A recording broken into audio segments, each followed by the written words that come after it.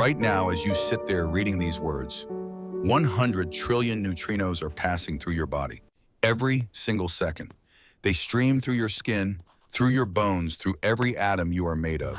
They pour through the chair beneath you, through the floor, through the foundation of the building, through bedrock and mantle, and the molten iron core of the Earth itself. They emerge on the other side of the planet without slowing down, without being deflected, without interacting with a single atom in the entire 12,700 kilometer journey through solid matter. Not one of them will touch you. Not one.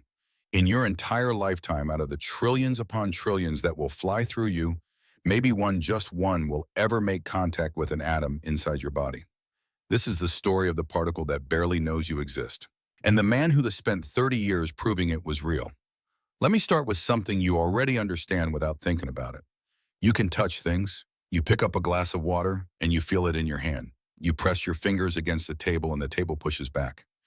You step on the ground and the ground holds you up. This seems obvious. This seems like the most basic, unremarkable fact about reality. But it is actually extraordinary. Understanding why you can touch things is the first step toward understanding why neutrinos cannot. Everything around you, the chair you are sitting in, the device you are reading from your body, the air in the room is made of atoms. Atoms are the building blocks of all ordinary matter. Every element on the periodic table is defined by its atoms. Hydrogen, the simplest element, has 1 proton and 1 electron.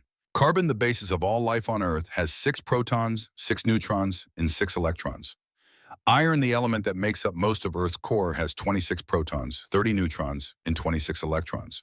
There are 92 naturally occurring elements, each with a different number of protons in its nucleus. Each with different properties, all of them built from the same 3 basic components: protons, neutrons, and electrons.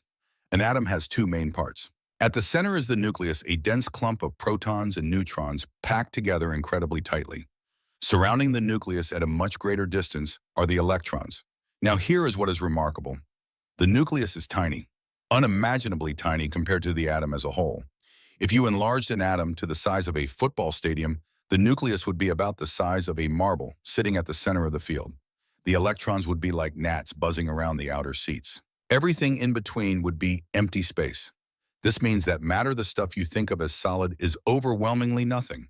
Your body, which feels so substantial, is almost entirely empty space. The atoms that make you up are almost entirely empty space. If you could somehow remove all the empty space from every atom in every human being on Earth, all 8 billion of us, the remaining matter would fit in a volume smaller than a sugar cube. All of humanity, a sugar cube of actual material. The rest is void. So if atoms are mostly empty space, why does the world feel solid? Why can you not walk through walls?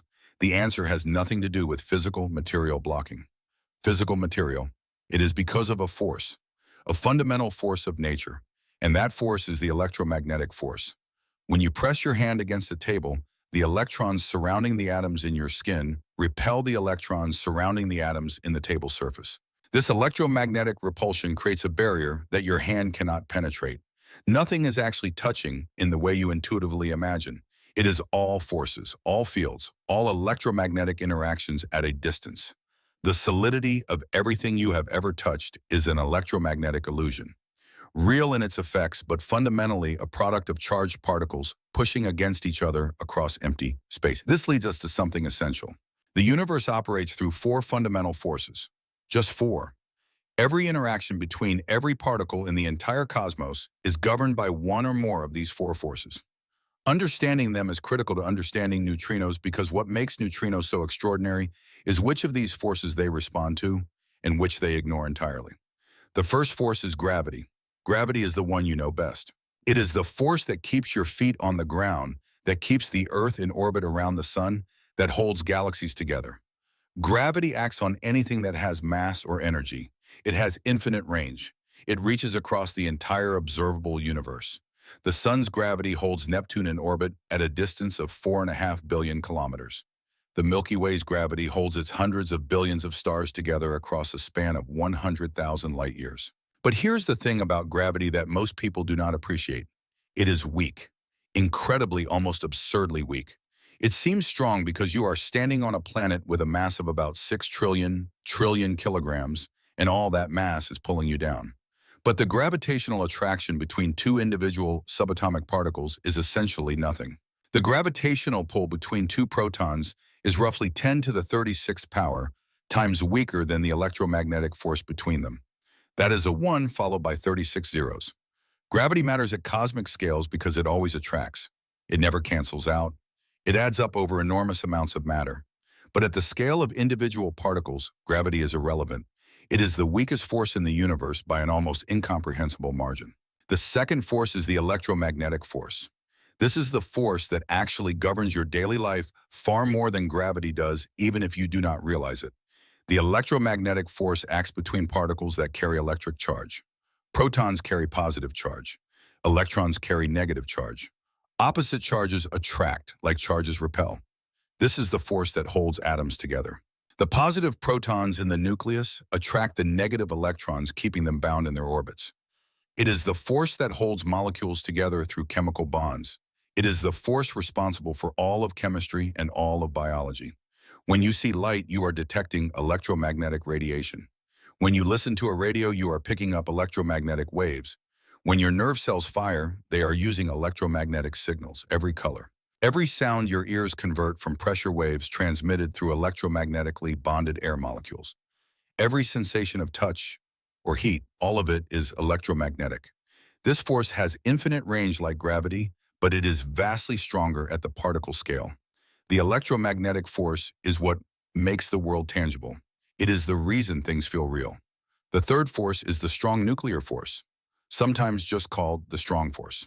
This is the most powerful force in the universe, but it operates over an incredibly short range, only about the width of an atomic nucleus. Roughly 10 to the negative 15th meters. That is about 1/quadrillionth of a meter. Beyond that distance, the strong force effectively ceases to exist. The strong force is what holds the nucleus together. Think about this for a moment. Protons are all positively charged. They should repel each other electromagnetically. A nucleus with two or more protons should fly apart instantly because of the electromagnetic repulsion. But it does not, because the strong force overpowers the electromagnetic repulsion at these tiny distances. The strong force binds quarks together to form protons and neutrons, and it binds those protons and neutrons together to form nuclei. Without it, no nucleus heavier than hydrogen could exist. There would be no carbon, no oxygen, no iron, no rocky planets, no life. The strong force is the reason matter has the complexity it does. And then there is the fourth force, the weak nuclear force. This is where our story truly begins. The weak force is unusual compared to the other three. It does not hold anything together. It does not attract particles to each other the way gravity and electromagnetism do. It does not bind structures the way the strong force does. Instead, the weak force is responsible for transformation. It allows one type of particle to change into another type. The weak force is what drives a specific kind of radioactive decay called beta decay, where a neutron inside a nucleus transforms into a proton, emitting an electron, and as we will discover, a neutrino in the process. The weak force operates over an even shorter range than the strong force. Its effective range is about 10 to the negative 18th meters, roughly 1,000 times smaller than the diameter of a proton. If a proton were the size of a city, the weak force would reach across a single room inside one building.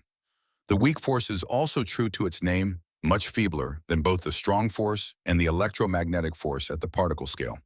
It is stronger than gravity between individual particles, but compared to the other two forces that govern atomic and nuclear physics, it is remarkably feeble. Now here is the crucial point. Different particles respond to different forces. What determines how a particle behaves, how it interacts with the world around it, is which forces it feels. Protons feel all four forces. They have mass, so gravity acts on them. They have electric charge, so electromagnetism acts on them. They contain quarks, so the strong force acts on them. And they participate in weak interactions. Protons are thoroughly sociable particles. They interact with everything. Electrons feel three of the four. They have mass, so gravity acts on them.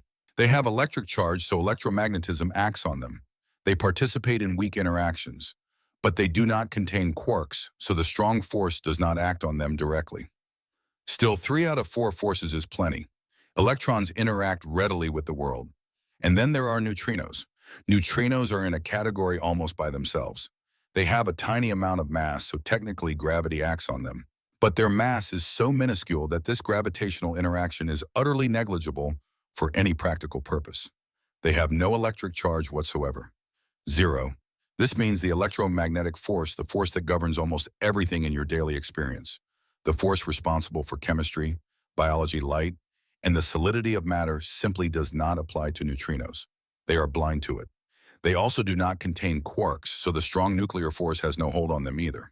The only force through which neutrinos can meaningfully interact with other matter is the weak nuclear force, the one force with the shortest range and the lowest interaction probability. This single fact is why neutrinos are ghosts. The story of how we came to know about neutrinos begins with a crisis in physics. In the early 20th century, physicists were carefully studying beta decay. In this process, a radioactive nucleus emits an electron and transforms into a different element. For example, a carbon-14 nucleus decays into nitrogen-14. One of its neutrons has turned into a proton and an electron flies out. The problem was energy conservation. The total energy before a reaction must equal the total energy after. This is one of the most fundamental laws in all of physics. It is not a suggestion. It is not an approximation that works most of the time. It is an absolute rule verified in every experiment ever conducted, a cornerstone of the entire edifice of physics. If energy conservation fails, almost everything we know about the universe comes into question. But when physicists precisely measured the energy of the electrons emitted in beta decay, they found something deeply disturbing. The electrons did not all come out with the same energy. They had a continuous spectrum of energies, ranging from nearly zero up to some maximum value. This was wrong, profoundly wrong. If a specific nucleus decays into a specific product nucleus and emits one electron, the energy balance should be exact. The starting energy is fixed. The ending energy is fixed. The electron should carry away the difference, always the same amount every single time. But measurement showed otherwise. Some electrons came out fast, carrying nearly all the available energy. Others came out slow, carrying barely any. And everything in between, a smooth, continuous distribution of energies. It was as though the universe were randomly deciding for each individual decay how much energy to give the electron. Sometimes a lot, sometimes a little, with no apparent pattern or reason. The implications were alarming. If the electron was carrying less than the full available energy, where was the rest going? Physicists checked for gamma rays, high-energy photons that might be carrying away the missing energy. They found none. They checked for recoil energy in the nucleus itself. The numbers did not balance. No matter how carefully they measured, no matter how precisely they accounted for every form of energy they could think of, there was always some energy unaccounted for. It simply vanished. The books did not balance. And in physics, the books must always balance. This was a genuine crisis in the foundations of physics, not a minor discrepancy, not a measurement artifact, but a fundamental challenge to one of the most sacred principles in all of science. Some brilliant physicists, including Niels Bohr, one of the fathers of quantum mechanics, suggested that perhaps energy conservation simply did not hold at the subatomic level. Maybe it was only an approximate rule valid statistically for large collections of atoms, but not for individual nuclear reactions. Bohr was willing to abandon conservation of energy. That is how serious the problem was. When one of the greatest physicists in history is prepared to throw out one of the most fundamental laws in physics, you know the situation is desperate. One physicist in particular found this idea intolerable. Wolfgang Pauli, an Austrian theoretical physicist known for his extraordinary intellect and his famously sharp tongue. He once dismissed a colleague's theory as not even wrong, meaning it was too vague to be tested. Pauli refused to abandon energy conservation. In December of 1930, Pauli wrote a now famous letter to a group of physicists attending a conference in Tübingen, Germany. He addressed them as, "Dear radioactive ladies and gentlemen," and proposed what he called a desperate remedy. He suggested that during beta decay, alongside the electron, another particle was being emitted. A particle so elusive, so reluctant to interact with anything that no instrument could detect it. This particle, Pauli argued, carried away the missing energy. It had to be electrically neutral because the electric charge is already balanced without it. It had to have very little mass, possibly none, because the maximum energy of the emitted electrons nearly accounted for all the available energy. And it had to interact extraordinarily weakly with matter because nobody had ever seen any trace of it. Pauli initially called this hypothetical particle a neutron. But that name was soon claimed by the much heavier neutral particle James Chadwick discovered inside atomic nuclei in 1932. The Italian physicist Enrico Fermi then renamed Pauli's particle the neutrino, which in Italian means little neutral one. But Fermi did far more than just name it. In 1933 and 1934, he developed a comprehensive theoretical framework for beta decay that incorporated the neutrino and described how the weak force operated. His theory explained how a neutron could transform into a proton while emitting an electron and a neutrino. It was elegant, mathematically precise, and turned out to be remarkably accurate, but it depended entirely on a particle that no one had ever directly observed. The challenge was stark. How do you detect a particle that barely interacts with anything? Pauli himself was deeply pessimistic. He reportedly bet a case of champagne that his particle would never be found. He later said he had committed a terrible thing by proposing a particle that could never be observed experimentally. And for a long time it seemed like he might be right. The years stretched on. The 1930s passed. Fermi's theory gained acceptance because it explained beta decay so well. But the neutrino at its heart remained invisible. The 1940s came and went, a decade dominated by war and the development of nuclear weapons. Work that deepened understanding of nuclear reactions, but brought physicists no closer to catching Pauli's ghost. The technology simply did not exist. Detecting a particle with such an absurdly small interaction probability required either an incredibly intense source of neutrinos or an incredibly massive detector, or both. In the 1930s and 40s, neither was available. This is complex because reality is complex. You're understanding it correctly. The numbers are not abstractions. They are predictions we can test. And we will. By the early 1950s, the situation had changed. Nuclear reactors developed as part of the Cold War nuclear programs provided exactly the kind of intense neutrino source that was needed. A nuclear reactor is essentially a controlled chain reaction of uranium fission. Each fission event produces several neutron-rich fragments that undergo beta decay. And each beta decay produces a neutrino, or more precisely, an anti-neutrino. A large reactor produces an almost inconceivable number of these particles. The flux near a powerful reactor core reaches roughly 10 trillion antineutrinos per square centimeter per second. That is an enormous number of neutrinos concentrated in a relatively small area. If you could put a big enough detector close enough to a reactor, statistics might finally work in your favor. Even with a probability of interaction close to zero for any individual neutrino, the sheer torrent of particles might produce a few detectable events. Two American physicists saw this opportunity and seized it. Frederick Reines and Clyde Cowan designed an experiment to detect antineutrinos produced by the Savannah River nuclear reactor in South Carolina. Their approach relied on a process called inverse beta decay. On extremely rare occasions, an antineutrino would interact with a proton in a tank of water via the weak force converting the proton into a neutron and producing a positron, the antimatter counterpart of the electron. The positron would immediately annihilate with a nearby electron, creating two gamma rays flying off in opposite directions. The neutron would bounce around briefly before being captured by a cadmium nucleus dissolved in the water, which would then emit its own distinctive gamma rays after a brief delay. These two bursts of gamma rays, separated by a tiny but measurable time gap of a few microseconds, created a unique signature, a double pulse of light with a specific timing pattern that could be distinguished from random background events. It was a masterpiece of experimental design. The double pulse signature was the key. Random background events could produce a single gamma ray easily enough, but producing two gamma ray bursts with exactly the right energies separated by exactly the right time delay was something that almost only a genuine anti-neutrino interaction could do. This gave Reines and Cowan a way to pick out the incredibly rare signal from the overwhelming background noise. Months of painstaking data collection followed. Background noise had to be carefully measured and subtracted. Every possible source of false signals had to be accounted for. They ran the experiment with the reactor on and with the reactor off. If the signal was really from reactor neutrinos, it should appear when the reactor was running and vanish when it was shut down. And that is exactly what they found. The signal was there, clear, consistent, and unmistakable. It appeared when the reactor was on and disappeared when the reactor was off. The ghost had been caught. Reines and Cowan sent a telegram to Wolfgang Pauli with a simple message: "We are happy to inform you that we have definitely detected neutrinos." Pauli was reportedly overjoyed. He shared the telegram with his colleagues at a conference in Zurich and drank the champagne he had wagered against this very outcome. The particle he had proposed out of desperation 26 years earlier, the particle he feared could never be found, had been observed. Energy conservation was saved. The desperate remedy had been real all along. 26 years, from crisis to theory to detection. You have followed a journey because the physicists were patient with reality, depth over speed, understanding over speculation. But catching the ghost from a reactor was one thing. Catching neutrinos from the sun, 93 million miles away, that would require something else entirely. It would require a man willing to be wrong for 30 years.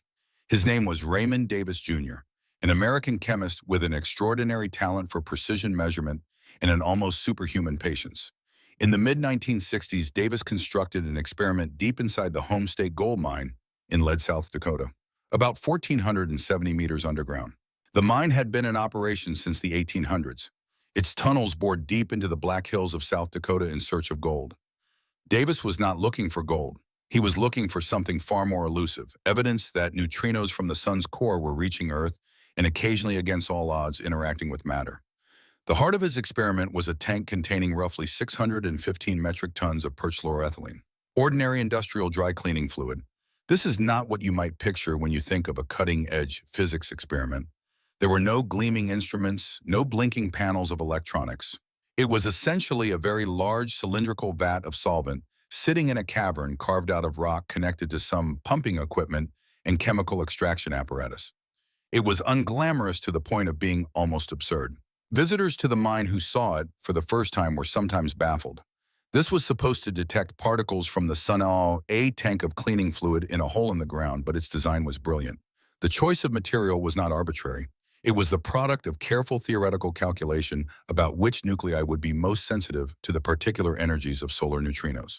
Perchloroethylene contains chlorine, and specifically the isotope chlorine-37, which makes up about 1/4 of all natural chlorine.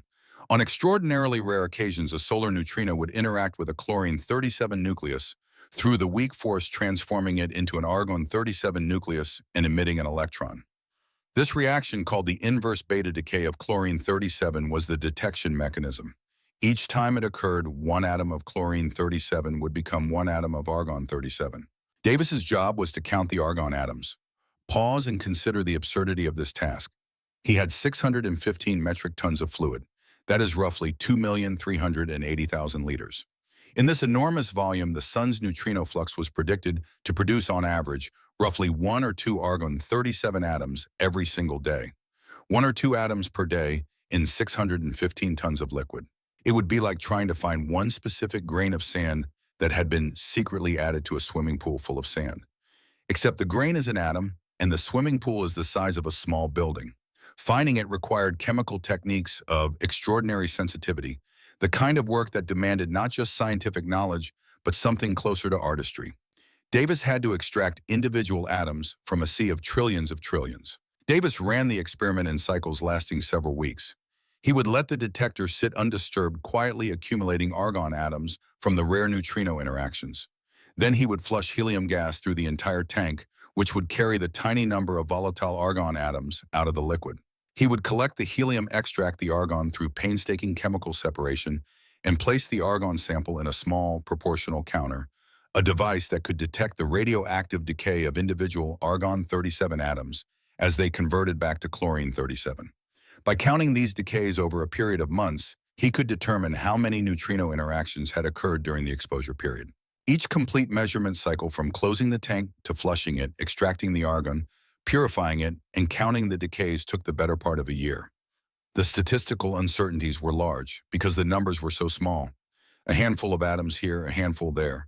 Davis needed many cycles, many years of data to build up enough statistics to say anything definitive. He ran the experiment for nearly 3 decades. 3 decades of cycling the same tank, flushing the same helium, extracting the same infinitesimal quantities of argon, counting the same faint radioactive decays. It was science at its most patient and most demanding. Davis spent more time with that tank of cleaning fluid than most people spend in any single career. He began the experiment as a middle-aged scientist and was still running it as an elderly man. And then the results came in, and they were puzzling. Davis did find argon atoms, definitive proof that solar neutrinos were reaching his detector and occasionally interacting. The experiment worked. The neutrino Pauli's ghost particle was being caught in a vat of dry cleaning solvent a mile underground. But Davis found only about 1/3 as many argon atoms as theorists had predicted. Solar models built on our understanding of nuclear fusion in the sun's core predicted a certain rate of neutrino interactions based on the temperature, density, and composition of the solar interior. Davis was measuring roughly a third of that predicted rate. Two-thirds of the expected neutrinos appeared to be missing. This discrepancy became known as the solar neutrino problem, and it was one of the most stubborn and perplexing puzzles in physics for the next 30 years. It gnawed at the field. It divided physicists into camps. It spawned hundreds of theoretical papers, dozens of proposed explanations, and years of heated debate at conferences around the world. Because the discrepancy struck at something fundamental. Either we did not understand how the sun works, which would mean our models of stellar physics were deeply flawed, or we did not understand neutrinos, which would mean our standard model of particle physics was incomplete. Both possibilities were deeply uncomfortable. Both had enormous consequences. The stakes were high because the solar model was not just some rough sketch. It was one of the most carefully constructed and thoroughly tested models in all of astrophysics. Decades of work had gone into understanding stellar interiors, the temperatures, pressures, densities, energy, transport mechanisms, nuclear reaction rates, and compositions. The solar model successfully predicted the sun's luminosity, its radius, its surface temperature, and the frequencies of its oscillation modes, which had been measured with extraordinary precision by helioseismology. It was not a model that seemed likely to be wrong by a factor of 3, and yet Davis kept getting the same answer. Year after year, cycle after cycle, he extracted his argon atoms and counted them, and the number was always about one-third of what the theorists said it should be. Some physicists questioned his methods. Some wondered if his chemical extraction was inefficient, if he was losing argon atoms during the process and undercounting. Davis tested this by injecting known quantities of argon into his tank and extracting them. He consistently recovered more than 90%. The extraction was working. The deficit was real. Other physicists scrutinized the solar models. Maybe the core temperature was slightly lower than calculated. A small change in temperature could significantly affect the rate of certain fusion reactions, and thus the neutrino production rate. Solar physicists examined this possibility, meticulously adjusting parameters, refining their inputs, testing sensitivity to various assumptions. The models were robust. You could tweak parameters within their allowed ranges and reduce the predicted neutrino rate somewhat, but not by a factor of 3. The discrepancy persisted stubbornly, no matter how you adjusted the model within reasonable bounds. The solar neutrino problem became a slow-burning crisis, not an explosive controversy, but a persistent, nagging wound in the body of physics that would not heal. For 30 years, it sat there defying resolution. Davis kept running his experiment. Theorists kept arguing, and the missing neutrinos refused to be found. This is frustrating. It was frustrating for physicists too. Major questions do not resolve quickly. Patience is not just a virtue, it is a method. There were several possible explanations, and physicists debated them vigorously. Maybe the nuclear physics inputs were wrong. Perhaps the cross-sections of certain nuclear reactions in the sun had been measured incorrectly in laboratory experiments. Physicists revisited these measurements, improving their precision with better accelerators and better detectors. The results tightened the predictions somewhat, but did not resolve the discrepancy. Or maybe, and this was the most radical and exciting possibility, something was happening to the neutrinos themselves during their 8-minute journey from the sun to Earth. Maybe they were changing, transforming, becoming something that Davis's detector could not see. Here is the key. Davis's chlorine detector was only sensitive to electron neutrinos. That is the flavor produced in the sun's fusion reactions. If some of those electron neutrinos were transforming into muon neutrinos, or tau neutrinos, during their journey from the sun to Earth, they would still arrive at the homestake mine. They would still pass through the tank of perchloroethylene, but they would be invisible to the chlorine-37 reaction, which only responds to electron neutrinos. They would be there, but Davis could not see them. This idea that neutrinos could spontaneously change from one flavor to another during flight is called neutrino oscillation. It was first proposed in the late 1950s by the Italian-Russian physicist Bruno Pontecorvo. According to quantum mechanics, if the 3 neutrino flavors have slightly different masses, then something strange happens. A neutrino produced as a pure electron. Neutrino is actually a quantum superposition of 3 mass states. As the neutrino travels through space, these mass states evolve at slightly different rates because they have slightly different masses. The result is that the probability of the neutrino being detected as an electron neutrino varies with distance. It oscillates. At some distances, the neutrino is mostly electron flavor. At other distances, it is mostly muon or tau. It is a purely quantum mechanical effect, a consequence of the wave nature of matter. and it has no analogy in everyday experience. But for neutrino oscillation to work, neutrinos must have mass. If all three flavors were massless, as the standard model of particle physics had originally assumed, the mass states would all be identical. There would be no differential evolution and no oscillation would occur. The fact that Davis was seeing fewer electron neutrinos than expected was a tantalizing hint that neutrinos might not be massless after all. But a hint is not proof. It took decades and two entirely different experiments on opposite sides of the Pacific Ocean to provide definitive evidence. Raymond Davis spent 30 years being told his results were wrong, 30 years of colleagues questioning his methods, his competence, his sanity, 30 years of counting argon atoms in a hole in the ground while the world moved on. But he never stopped. He believed in his measurements. He believed in his extraction efficiency. He believed in the integrity of his work. And he was right. He was right the entire time. The numbers were perfect. The deficit was real. The solar neutrinos were not missing. They were just wearing different costumes. And proving that would require detectors that could see all the disguises. Detectors that would not exist for another 40 years. But they would come. And when they did, Raymond Davis, 88 years old, white-haired, bent, but unbroken, would stand on a stage in Stockholm and receive the Nobel Prize in Physics for being right when everyone said he was wrong, for 30 years of patience, for catching ghosts in cleaning fluid, for refusing to give up on an invisible truth. The weapon that ended the war gave us the tool to catch the ghost. This is not poetic license, it is literal truth. Nuclear reactors born from the Manhattan Project, refined during the Cold War arms race, produce neutrinos in staggering quantities. The fission of uranium-235 creates neutron-rich fragments. These fragments are unstable. They undergo beta decay, and each beta decay releases an antineutrino into the world. A single large reactor produces approximately 5 times 10 to the 20th power antineutrinos every second. That is 500 billion particles streaming outward from the reactor core every single second of operation.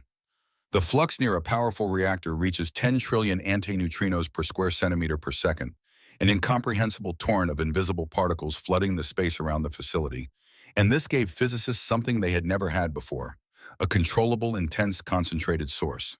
If you could place a detector close enough to a reactor, close enough to bathe in that flood, then even with neutrinos' absurdly small interaction, probability statistics might work in your favor. Out of trillions passing through your detector every second, maybe a few would interact. Frederick Reines understood this. An American physicist, 40 years old in 1956, tall, intense, driven by a peculiar mixture of ambition and genuine wonder. He had worked at Los Alamos during the war, contributing to the calculations that made the atomic bomb possible. The bomb haunted him, not with guilt exactly, but with a sense of debt, as though the universe demanded that this terrible knowledge be balanced with something pure, something that served only understanding. Clyde Cowan was his partner in this redemption. Shorter, quieter, equally brilliant. An experimentalist with an almost supernatural intuition for instrumentation. Where Reines provided vision, Cowan provided precision. Together they designed the most audacious neutrino detector yet attempted. The location was the Savannah River site in South Carolina, a sprawling nuclear facility built in the early 1950s to produce plutonium and tritium for nuclear weapons. 5 reactors operating in the swamps and pine forests of the coastal plain. Reines and Cowan chose Reactor P, the most powerful, the one with the highest neutrino flux. They positioned their detector just meters from the reactor core. The detector itself was elegant in its simplicity. 200 liters of liquid scintillator, a solution that produces tiny flashes of light when struck by radiation. The scintillator was loaded with cadmium chloride dissolved in water, surrounded by photomultiplier tubes that could detect even single photons. The principle was inverse beta decay. An antineutrino enters the detector. If, against all probability, it happens to strike a proton in the water, the weak force mediates a transformation. The proton becomes a neutron. A positron is created. The positron immediately encounters an electron. Matter meets antimatter. They annihilate in a flash of pure energy, producing 2 gamma rays that fly off in opposite directions at the speed of light. The neutron, meanwhile, bounces around for a few microseconds before being captured by a cadmium nucleus. When the cadmium absorbs the neutron, it enters an excited state and then relaxes, emitting its own burst of gamma rays. 2 flashes, separated by a few microseconds, each with specific energies. This double pulse, this signature written in light, was something that almost nothing else in nature could produce. Random background radiation might create a single gamma ray. Cosmic rays, radioactive decay, and the surrounding rocks scattered photons from the reactor itself. All of these produce noise. But two gamma ray bursts with exactly the right energies, separated by exactly the right time interval in exactly the right pattern. That could only be a neutrino. Reines and Cowan began data collection in the summer of 1953. Months passed. The reactor hummed. The detector watched. Photomultiplier tubes fired constantly as background radiation peppered the scintillator. But hidden in that noise, if the theory was correct, were the faint double pulses they sought. The analysis was painstaking. Every event had to be examined. Every coincidence had to be tested. Was the timing right? Were the energies correct? Could this be explained by something other than a neutrino? Slowly, over hundreds of hours of running time, a signal emerged. Events that matched the neutrino signature. Not many, a few per hour, but consistent, repeatable, real. Still doubt lingered. How could they be certain these events were truly from neutrinos and not some subtle artifact of the detector or the reactor environment? Reines proposed the definitive test. They would run the experiment with the reactor on. Then they would shut the reactor down and run it again. If the signal was from reactor antineutrinos, it should vanish when the reactor stopped operating. If it persisted, they were measuring background. The reactor shutdown was scheduled for early 1956. For 2 weeks, reactor P fell silent. No fission, no neutron flux, no beta decay, no neutrinos. The detector kept running, and the signal disappeared, completely, unambiguously. When the reactor restarted, the signal returned. On signal present, off signal absent. On signal present, there was no room for doubt. They had caught the ghost. On the evening of June 14, 1956, Frederick Reines composed a telegram. The recipient was Wolfgang Pauli, now 66 years old, at the ETH Zurich in Switzerland. The message was brief. We are happy to inform you that we have definitely detected neutrinos from fission fragments by observing inverse beta decay of protons. Observed cross-section agrees well with the expected 6 times 10 to the minus 44 square centimeters. Pauli received the telegram while attending a conference. He was giving a lecture when an assistant brought him the message. He stopped mid-sentence, read it, and looked up at the audience. For a moment, he said nothing. Then he smiled, a rare expression for a man famous for his severity, and announced to the room that the neutrino proposed 26 years earlier, in a moment of desperation, had been found. That evening, he shared champagne with colleagues. The same champagne he had wagered would never need to be drunk. Wolfgang Pauli died 2 years later, in 1958. He never lived to see the deeper mysteries the neutrino would reveal. But he died knowing that his desperate remedy had been vindicated. Energy conservation was secure, the weak force was real, and the particle he thought could never be caught had been caught. 26 years from crisis to confirmation. From theoretical desperation to experimental triumph. This is how science works when it is patient, when it refuses to abandon fundamental principles, when it builds piece by piece toward truth. You have followed a journey across decades. From Pauli's letter to Reines and Cowan's detector, the pieces fit because you have been given them in order. This is how discovery actually happens. Cumulative, patient, built on the work of those who came before.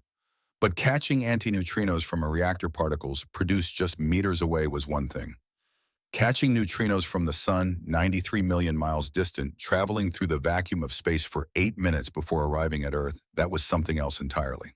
That required not just a detector, but a commitment bordering on obsession. It required Raymond Davis. Davis was not like Reines or Cowan. He was not a theorist who moved between problems following wherever his curiosity led. He was a chemist, methodical, patient, stubborn in a way that bordered on mule-headedness. Born in 1914 in Washington, D.C., grew up during the Depression. Learned early that nothing came easy, that precision mattered, that shortcuts led nowhere. He earned his Ph.D. in physical chemistry from Yale in 1942, just as the war consumed the world. Spent the war years working on chemical separation techniques for the Manhattan Project. After the war, he joined Brookhaven National Laboratory on Long Island. It was there in the late 1950s that Davis became obsessed with a question. If neutrinos from reactors could be detected, what about neutrinos from the sun? The sun is a thermonuclear furnace. Deep in its core, where temperatures reach 15 million degrees Celsius and pressures are 265 billion times Earth's atmospheric pressure at sea level, hydrogen nuclei are being fused together into helium. This process, called the proton-proton chain, releases energy. That energy is what makes the sun shine, what keeps Earth warm, what makes life possible. But fusion also produces neutrinos, specifically electron neutrinos. Born in the heart of the sun, created in the same reactions that produce the light you see when you look up at the sky. The sun generates roughly 2 times 10 to the 38th neutrinos every second. 200 billion neutrinos pouring outward from the core in all directions at very nearly the speed of light. By the time they reach Earth 8 minutes and 20 seconds later, they have spread out over an enormous sphere with a radius of 150 million kilometers. But even spread that thin, the flux at Earth is staggering. About 65 billion solar neutrinos pass through every square centimeter of area facing the sun every single second. Hold up your thumbnail, roughly 1 square centimeter. 65 billion neutrinos just passed through it while you held it up. And they did not stop at your thumbnail. They continued straight through your hand, through your arm, through your body, through the chair, through the floor, through bedrock, through the mantle, through the core, through the other side of the planet, and out into space without slowing down. During the day, these neutrinos arrive from above, from the direction of the sun. At night, they arrive from below. They have already passed through the entire Earth to reach you, unceasing, eternal. An invisible flood that has been washing over this planet since the sun ignited 4.5 billion years ago. Davis wanted to count them. Not all of them. That would be impossible. But enough to verify that the sun worked the way we thought it did. Enough to test at our models of stellar fusion. Enough to prove that neutrinos from the stars could be caught. The question was how. Solar neutrinos have much lower energies than reactor antineutrinos. The inverse beta decay reaction that Reines and Cowan used would not work. The solar neutrinos simply do not carry enough energy to transform a proton into a neutron and a positron. Davis needed a different reaction, one with a lower energy threshold.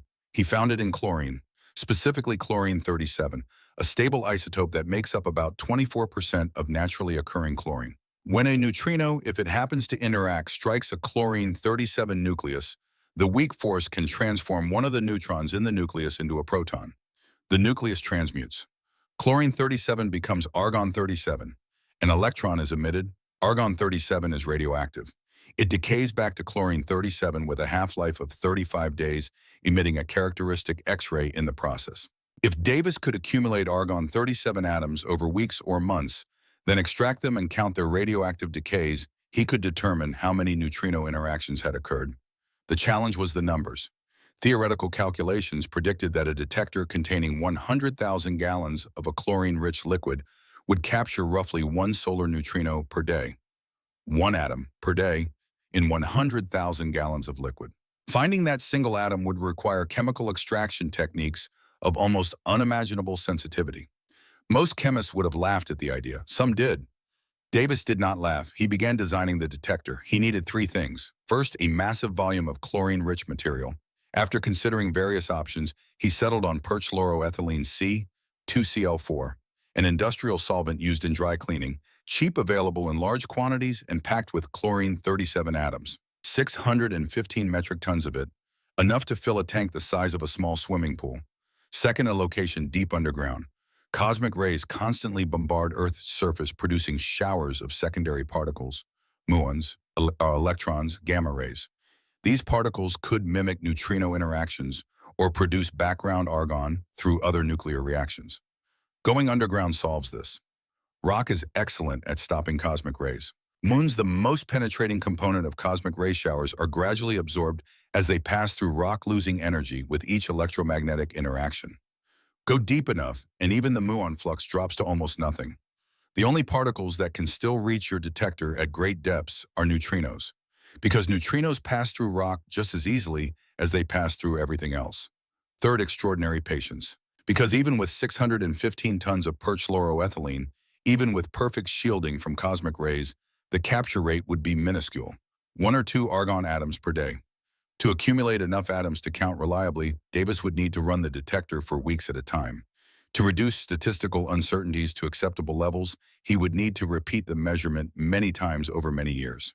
It would be a lifetime's work. Davis understood this from the beginning. He chose the Homestake Gold Mine in Lead, South Dakota, an active mine that had been operating since 1876, boring tunnels deep into the Black Hills in pursuit of gold veins. By the 1960s, some of those tunnels extended nearly a mile underground. Davis negotiated with the mining company. They agreed to let him excavate a cavern at the 4,800-foot level, about 1,470 meters below the surface. Enough rock overhead to stop essentially all cosmic rays, but transparent to neutrinos. Construction began in 1965, carving out the cavern, installing the tank, welding it together from steel plates, testing for leaks, filling it with perchloroethylene trucked in from chemical suppliers. The detector was ready for operation in 1968. Davis was 54 years old. He would run the experiment until 1994, 26 years. Longer than Pauli waited for the neutrino to be found. Longer than most careers in experimental physics. The procedure was always the same. Close the tank, let it sit undisturbed for 50 to 100 days while solar neutrinos stream through it. A tiny fraction 1 in every 10 to the 36th or so would interact with a chlorine-37 nucleus, creating an argon-37 atom. After the exposure period, flush the entire 615 tons of perchloroethylene with helium gas. The argon, being a noble gas, would be carried along with the helium. Collect the helium. Separate the argon using cold traps and selective adsorption. You are now holding perhaps 20 or 30 argon-37 atoms, if you are lucky, mixed with a much larger number of stable argon-36 and argon-38 atoms from trace contamination.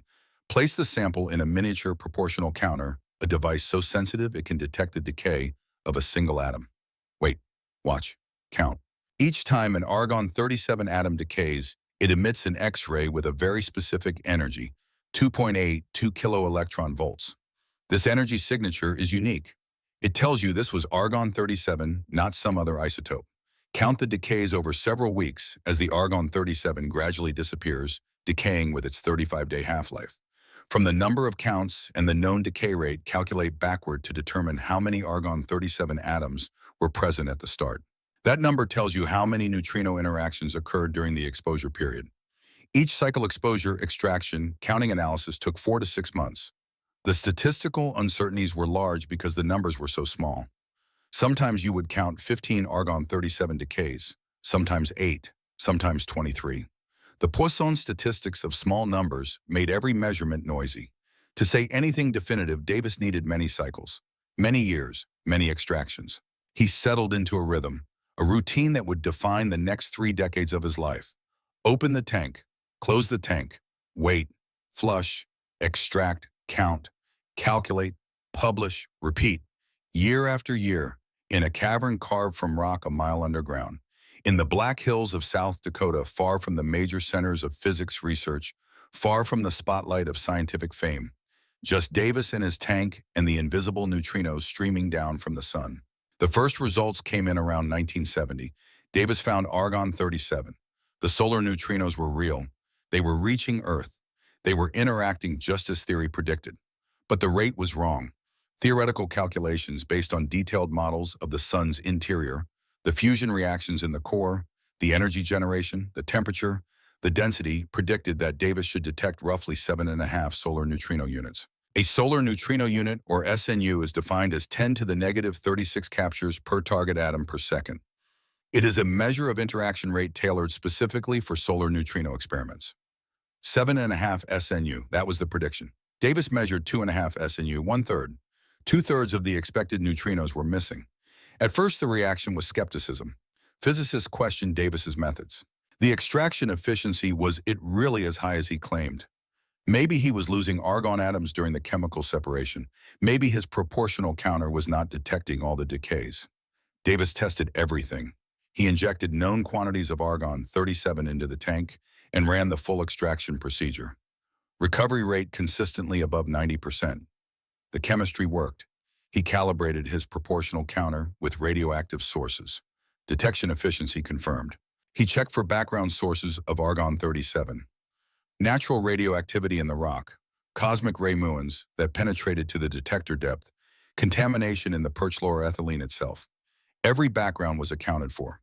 Every systematic error was quantified. The deficit was real. Other physicists turned their attention to the solar models. Maybe the core temperature was lower than calculated. The rate of certain fusion reactions, particularly the ones that produce the highest energy neutrinos, is extremely sensitive to temperature. A reduction of just 10% in core temperature could reduce the high-energy neutrino flux by a factor of 10 or more. But lowering the core temperature created other problems. The sun's luminosity, the amount of energy it radiates into space, is precisely measured. If the core temperature were significantly lower, the sun would not be producing enough energy to shine as brightly as it does. You could not adjust the solar model to match Davis's neutrino measurements without breaking the agreement with the sun's observed luminosity. The models were robust. Decades of refinement had gone into them. They predicted not just the luminosity, but the sun's radius, its surface temperature, the spectrum of its light, and even the frequencies of acoustic oscillations that propagate through the solar interior. Helioseismology, the study of these oscillations, had confirmed the solar models to extraordinary precision. The speed of sound at different depths in the sun matched predictions to within 1%. If the models were that accurate about the sun's structure, how could they be wrong by a factor of 3 about the neutrino flux? The solar neutrino problem became a wound in physics that would not heal.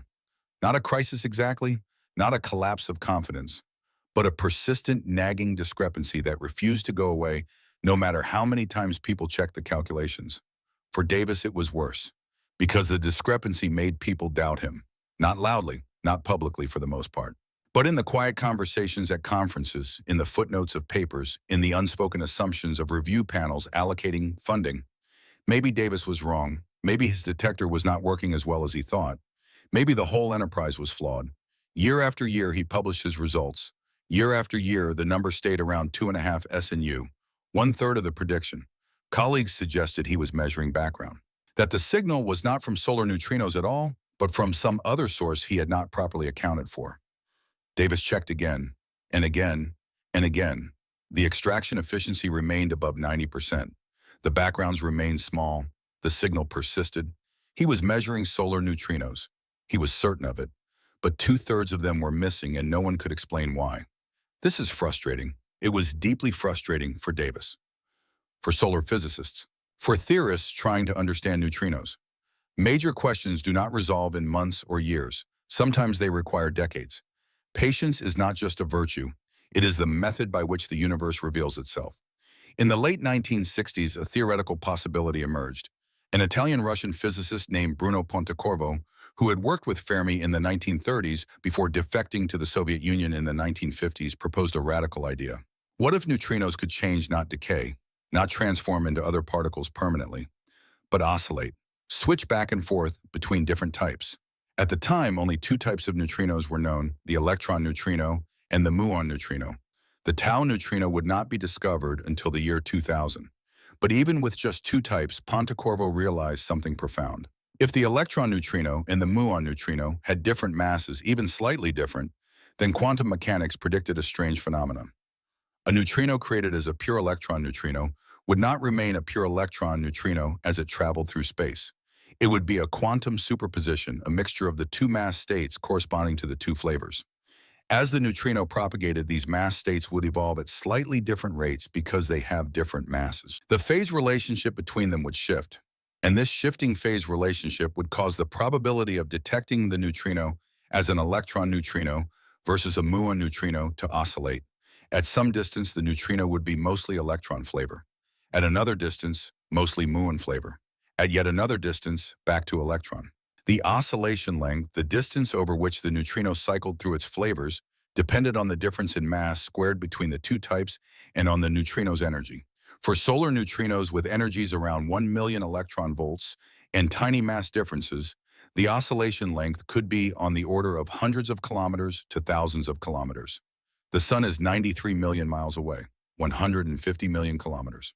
Plenty of distance for oscillations to occur. If Pontecorvo was right, if neutrinos oscillated, then electron neutrinos produced in the sun's core could transform into muon neutrinos during their journey to Earth. Davis's chlorine detector only responded to electron neutrinos. It was blind to muon neutrinos. If a significant fraction of the electron neutrinos transformed before reaching the detector, Davis would measure a deficit, not because the neutrinos disappeared, but because they changed costume.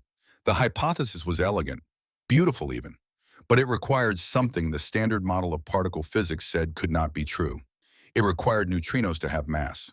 The standard model as formulated in the 1960s and 70s assumed neutrinos were massless, like photons. No rest mass, just energy and momentum. If neutrinos were massless, oscillation could not occur. all the flavor states would be identical. There would be no differential evolution, no phase shifts, no transformation. Oscillation only works if the different neutrino types have different masses. So Pontecorvo's hypothesis was not just a solution to the solar neutrino problem.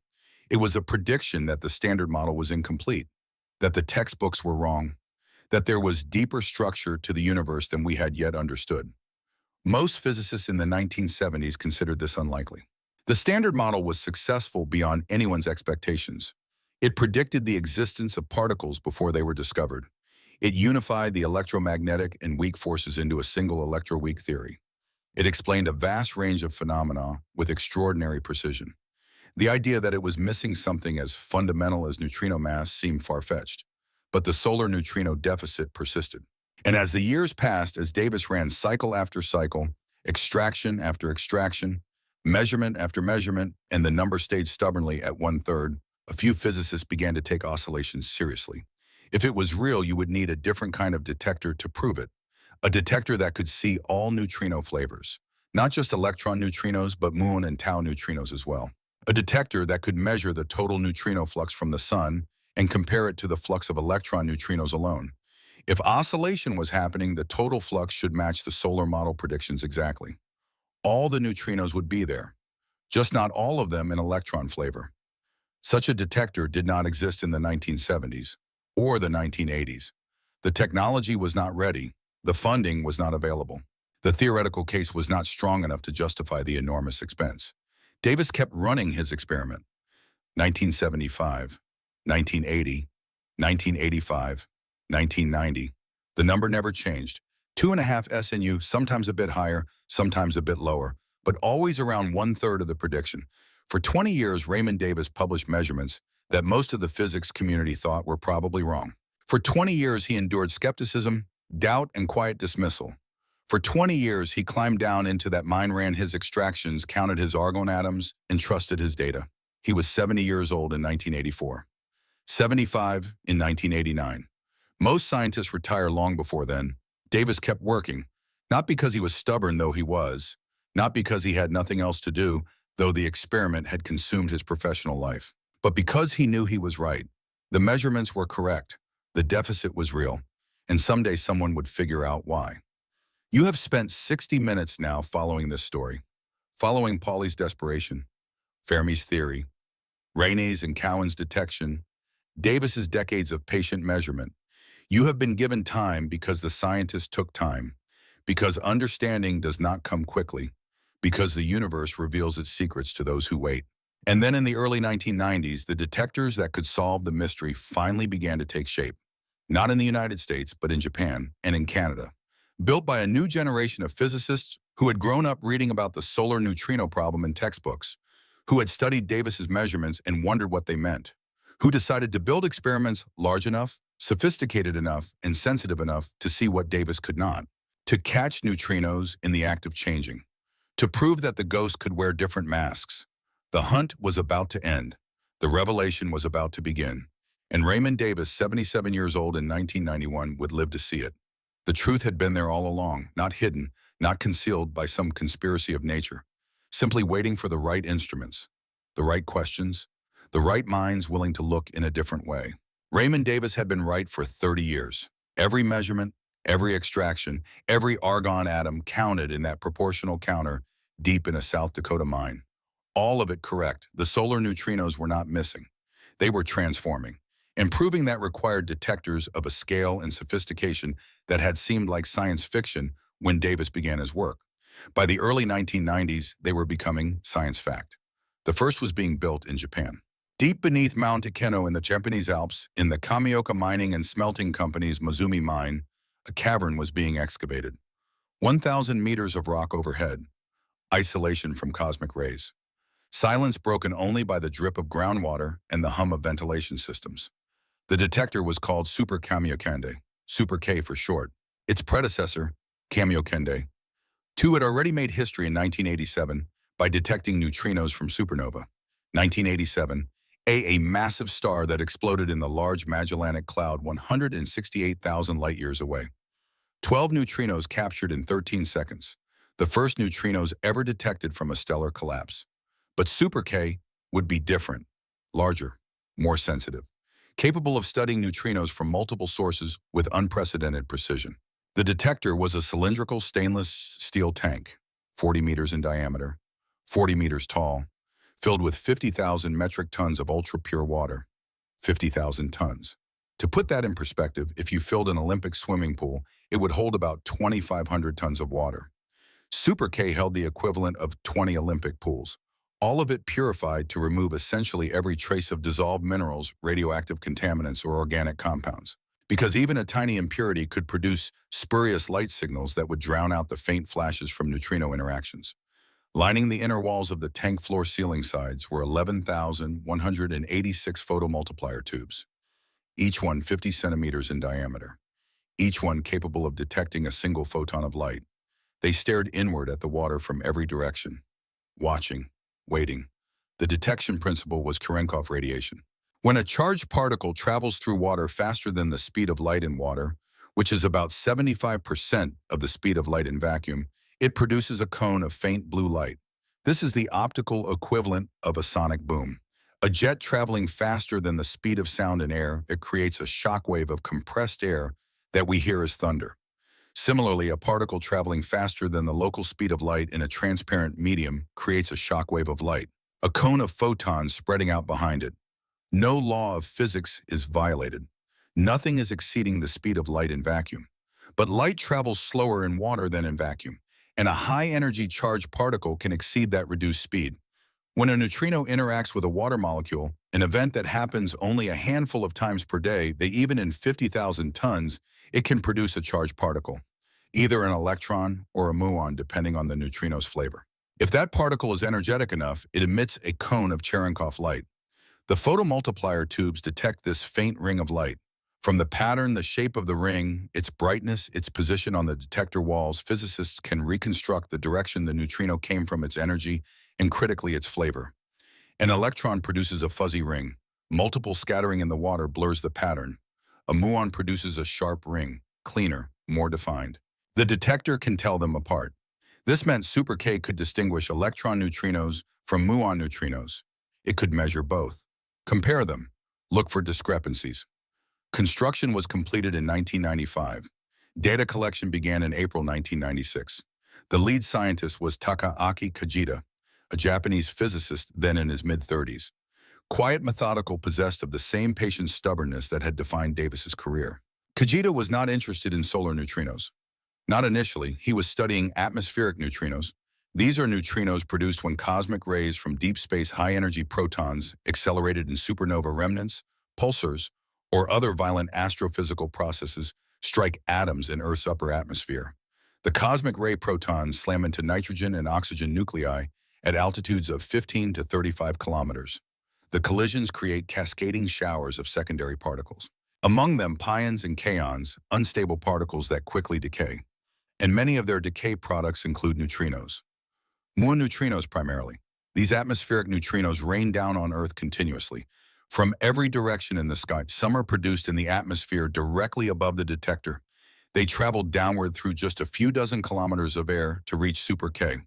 Others are produced on the opposite side of the planet. They travel downward through the atmosphere. They're then passed through the entire Earth, 12,700 kilometers of rock mantle and molten iron, and arrive at the detector from below. For atmospheric neutrinos, this distinction matters, because the distance traveled is vastly different. Downward neutrinos may be 30 kilometers through atmosphere. Upward neutrinos 30 kilometers through atmosphere, plus 12,700 kilometers through Earth. If neutrinos do not oscillate, both groups should arrive at the detector in equal numbers. The production rate is the same in all directions. The atmosphere is equally thick everywhere, and neutrinos pass through Earth without difficulty. But if neutrinos oscillate if they transform during flight, then distance matters. The longer the journey, the more time for oscillation to occur. Kajita and his team began analyzing the atmospheric neutrino data in 1996. They sorted events by direction, downward versus upward. They measured the ratio of muon neutrinos to electron neutrinos in each group. For downward neutrinos, the ratio matched expectations. Roughly 2 muon neutrinos for every electron neutrino, consistent with the known decay patterns of pions and kaons. For upward neutrinos, the ones that had traveled through Earth, the muon neutrino count was significantly lower. Not gone, not vanished, but reduced. The deficit was striking, unambiguous. Downward muon neutrinos expected rate. Upward muon neutrinos roughly half the expected rate. The farther the neutrinos traveled, the more of them disappeared, or rather transformed, because the electron neutrino count did not change. The total number of neutrinos seemed to be conserved. Only the flavor ratio was different. Kahita checked everything: detector systematics, event reconstruction algorithms, background contamination, statistical fluctuations. The asymmetry persisted. By early 1998, the evidence was overwhelming. Muon neutrinos were oscillating, transforming into tau neutrinos during their journey through Earth. Super K could not easily detect tau neutrinos with its current setup, so the transformed neutrinos were invisible. They appeared as a deficit, but the pattern matched oscillation theory perfectly. The oscillation length, the distance over which neutrinos cycled through their flavors, depended on the difference in mass squared between the muon neutrino and the tau neutrino and on the neutrino energy.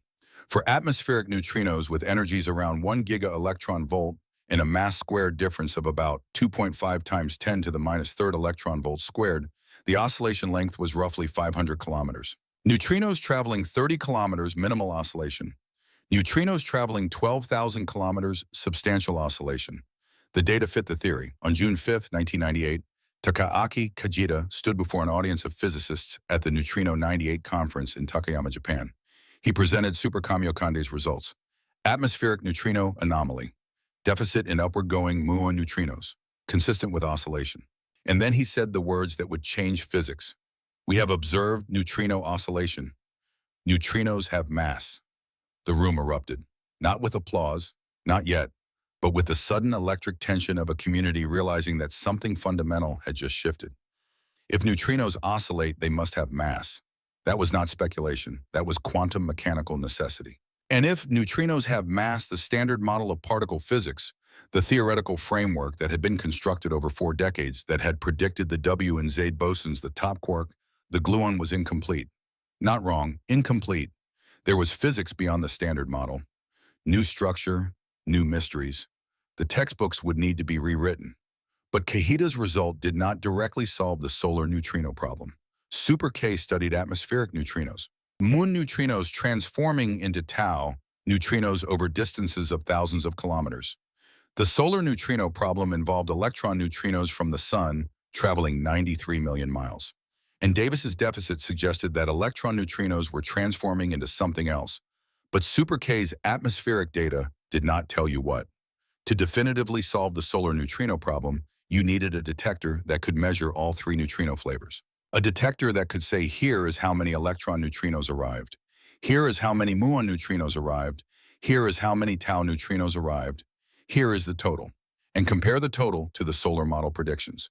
If the total matched every neutrino was accounted for, the sun was producing exactly as many neutrinos as theory predicted. They were just changing flavor en route. That detector was being built in Canada. The Sudbury Neutrino Observatory, SNO, 2,000 meters underground in the Creighton Mine near Sudbury, Ontario, a working nickel mine operated by the mining company Inco, the deepest underground laboratory in North America. The detector design was ingenious. At its heart was 1,000 metric tons of heavy water. Water in which the ordinary hydrogen atoms with a nucleus containing 1 proton are replaced by deuterium. Deuterium is an isotope of hydrogen whose nucleus contains 1 proton and 1 neutron. Heavy water is rare, expensive, difficult to produce. The 1,000 tons at SNO had been borrowed from Canada's nuclear industry, where it is used as a moderator in CANDU reactors. The value was roughly 300 million Canadian dollars. It was kept in a 12-meter diameter acrylic vessel, the largest acrylic structure ever built at the time. Transparent spherical suspended in the center of a much larger cavity filled with ordinary ultra-pure water. Surrounding the whole assembly were 9,600 photomultiplier tubes watching for Cherenkov light. The brilliance of heavy water is that it gives you 3 detection channels, 3 different types of neutrino interactions. First, the charged current reaction. An electron neutrino interacts with a deuterium nucleus. The weak force transforms one of the neutrons into a proton. The deuterium becomes 2 separate protons. An electron is emitted. This reaction is sensitive only to electron neutrinos. Muon and tau neutrinos cannot trigger it because they would produce the muons or tau particles, which are too heavy to be created by the low-energy solar neutrinos. Second, the neutral current reaction. A neutrino of any flavor electron muon or tau interacts with a deuterium nucleus and breaks it apart into a free proton and a free neutron. The neutrino bounces off and continues on its way. The free neutron is eventually captured by another nucleus producing a detectable gamma ray. This reaction is equally sensitive to all three flavors. It measures the total neutrino flux regardless of flavor.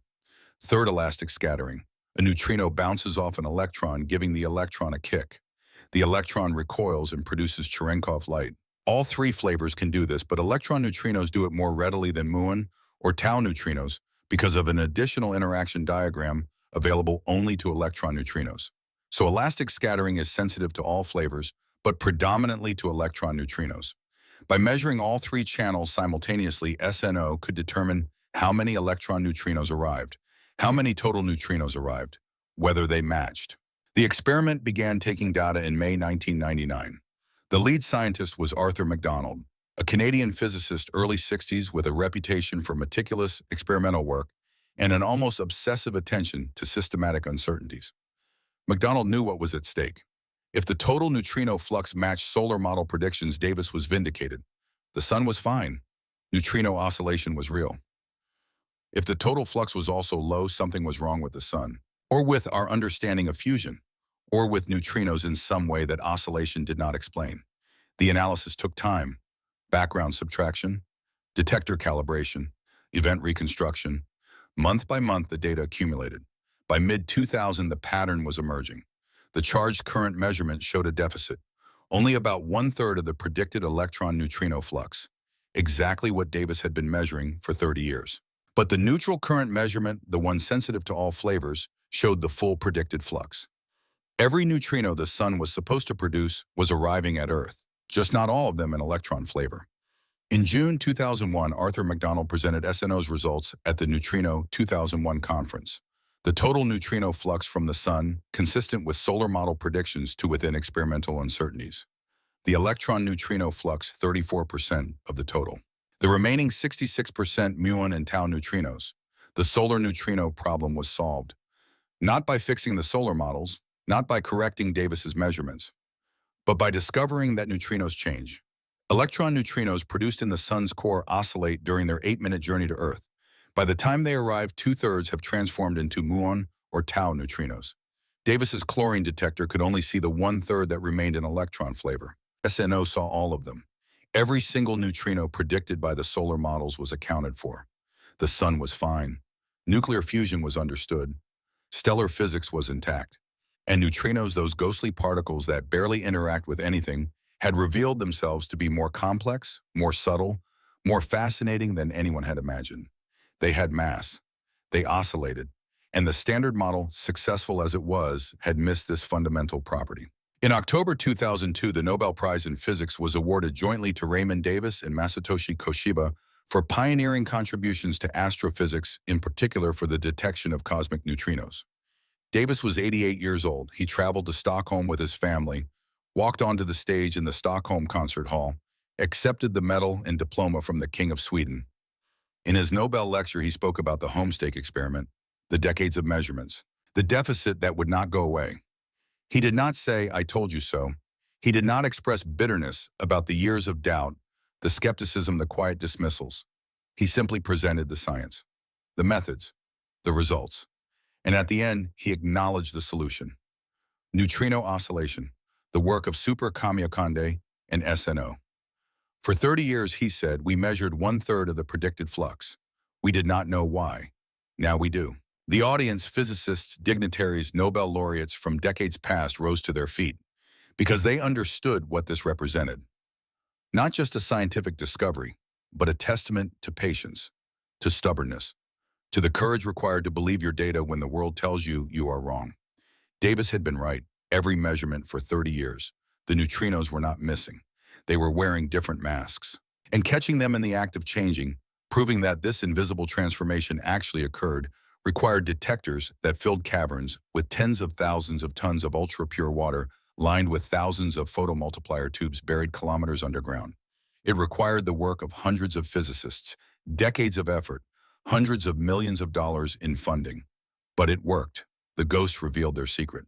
The Nobel Prize in Physics for 2015 was awarded to Takaaki Kajita and Arthur MacDonald for the discovery of neutrino oscillations, which shows that neutrinos have mass.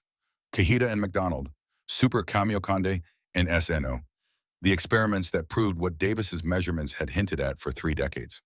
In their Nobel lectures, both Kajita and MacDonald acknowledged Davis, the pioneer who had kept measuring, kept believing, kept extracting argon atoms from cleaning fluid in a South Dakota mine, even when the physics community doubted him. Davis had died in 2006 at the age of 91. He lived long enough to see his vindication, long enough to see neutrino oscillation confirmed beyond any doubt, long enough to know that his life's work had not been in vain. But the story does not end there, because discovering that neutrinos oscillate and have mass opens new questions. What are the actual masses? We know the differences in mass squared between the 3 flavors, but not the absolute mass of any individual flavor. We know at least 2 of the 3 have non-zero mass. But how much are we talking about? A millionth of an electron volt? A tenth a whole electron volt? Current limits suggest the sum of all 3 neutrino masses is less than about 1/10 of an electron volt. The electron, the lightest commonly discussed particle, has a mass of 511,000 electron volts. Neutrinos are at minimum several million times lighter than an electron. They are the lightest known massive particles in the universe, and we still do not know their exact masses. Another question, what is the mass ordering? Is the electron neutrino, the lightest with muon and tau neutrinos, progressively heavier? This is called the normal hierarchy. Or is the electron neutrino actually the heaviest with the other 2 lighter, the inverted hierarchy? The answer matters for cosmology, for models of the early universe, for our understanding of how neutrinos fit into the larger structure of particle physics. Experiments are being built to answer this. Juno in China, Dune in the United States, next-generation detectors with even greater sensitivity and precision. Then there is the question of whether neutrinos are their own antiparticles. Every other known fermion, every quark, every charged lepton is distinct from its antiparticle. An electron is not a positron. A proton is not an antiproton. But neutrinos are unique among known fermions because they carry no electric charge. And with no charge to distinguish them, it is possible that the neutrino and the antineutrino are the same particle. Such particles are called Majorana fermions, after the Italian physicist Ettore Majorana, who proposed the concept in 1937 before mysteriously disappearing at age 31. If neutrinos are Majorana particles, it would have profound implications.